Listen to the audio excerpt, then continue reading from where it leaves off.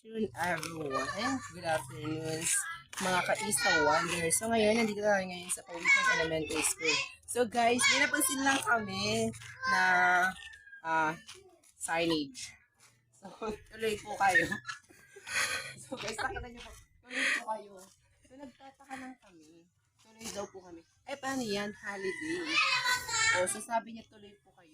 So, pumunta kami. So, ngayon guys, since wala namang pasok, sabi niya naman, tuloy po kayo. So, pinapayagan niya tayong pumarito sa kanilang paaralan sa Pawikan Elementary School. So, ay lilibutin natin guys ang kanilang small and little school, Pawikan Elementary School.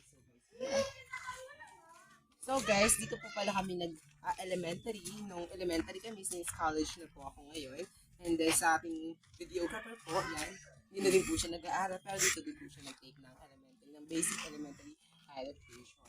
So guys, kung napapansin nyo po dito, so dati po yan is full of plants nung si Sir Alan Ortega pa po yung principal namin dito kasi dahil masipag po yung kanyang asawa nung time na yun. So nagmarami pa pong halaman yan. So dito naman po, ayan, dito naman po may small para po, meron po ditong may naka-picture po dito na ginagawa po namin siyang simbahan noon. Mayroon po ditong picture ni Jesus. Yes po, yung may malit po doon na ginagawa namin simbahan kapag naglalaro po kami ng aswang-aswangan. So dito po kami sa unahan. Sa other quarter po is yung ayan, yung aming turtle. Ayan, yung sinasakan po namin. So dito po kami dali naglalaro. Sa turtle na po guys. And then, ayan, so ngayon wala na siya masyadong halaman since pinababago na nga. Wala na masyadong halaman ngayon. So makikita niyo naman po dito yung aming new classrooms po. Hindi ko lang po matukoy kung ano na po itong room. Pero yung una po dito is grade 4. Ayan, grade 4. Dito naman po is grade 5. Then doon po is grade 6. Then doon po yung tawag dito is yung sa feeding, para po sa feeding program area. Doon po yung sa bandang likuran. Ayan. Cut mo muna may post mo. So ngayon guys, dito naman po tayo banda sa area ng rectangle.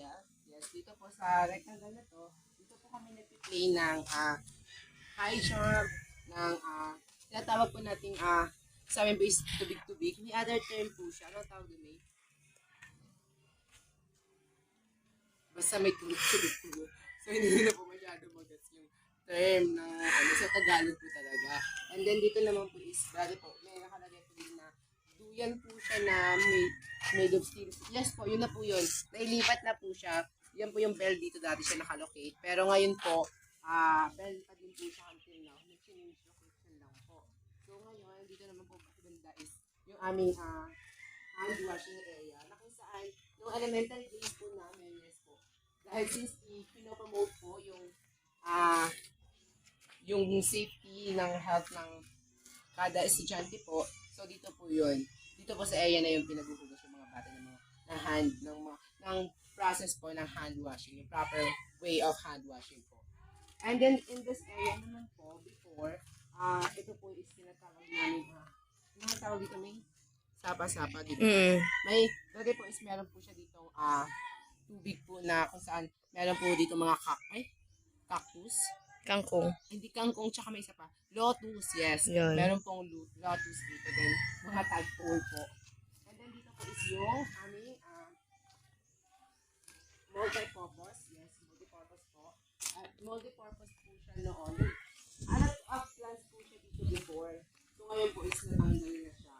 And then, yes po, classroom na po siya ngayon.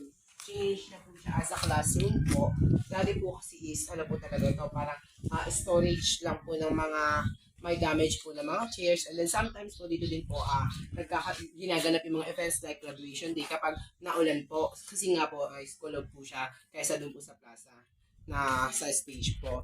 And then dito naman po sa room na to is dito naman po kami dati na grade 1. Yan, this room po yung ginamit namin grade 1 kay Ma'am Maat po. Ayan. Dito po, ibang grade level na po ata yung naka-allocate dito sa area na to. So, kindergarten na po siya. Kindergarten na po.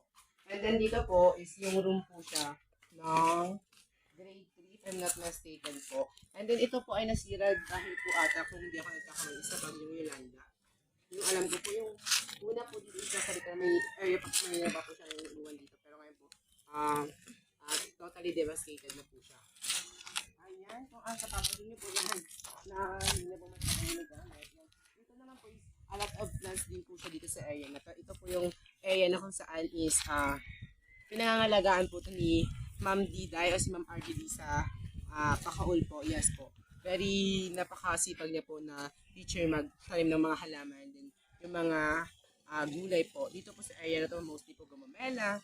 And meron din pong gabi dito. May naka-shake pa po dito galing na lupa na pinahukay yan po. And then dito po sa area nito, ito po yung mga dating rooms po. Dito po kami grade 2. Yes, dito po sa room na to. Pero ngayon po is sira na po siya since matagal na daw po itong building na to. Hindi ko lang po naitanong. Tsaka matandaan kung ilang years na po siya. Pero as of now po, hindi na po siya nagagamit. So, dahil naman po may budget naman po, ayan, pinag-budget na po yung ating school. So, may mga new rooms po siya, 3 rooms po. Hindi ko lang po alam. And then, they provided po na comfort room po, yung galing po sa Plan International. And then, yan po, may proper comfort room na po yung mga estudyante dito. Since, dati po talaga is kulang-kulang po yung mga comfort rooms. Hindi po na every rooms meron. Yes po. And then, dito po, meron na din po silang meron na po siyang satellite. Parang hindi ko po alam kung gumagana po yung kanilang computer set po dito. And then dito naman po is yung dati namin po library. Yes po. Ito po yung dati namin library na naging room din po namin. And, pero ngayon po is parang nasa back na po. Pero may mga books pa din naman po na useful pa din. Hindi ko lang po alam kung anong reason why dito po siya nakastock. So, yes po. And then dito na po tayo sa may sa front po ng school. Yung nasa po makikita po natin yung ating stage. Yung Pawigan na elementary stage po. Ayan. Yes po. And by the way, thank you so much po. Ayan. Ang alam ko po, ginawa po yan ni Sir Ian. Ayan. Mayroon dito yung finding sa nila. Ayan. Thank you so much po. And follow my vlog. This is Isla Wanderer here at Pawikan. And thank you so much guys for another video. Good luck everyone.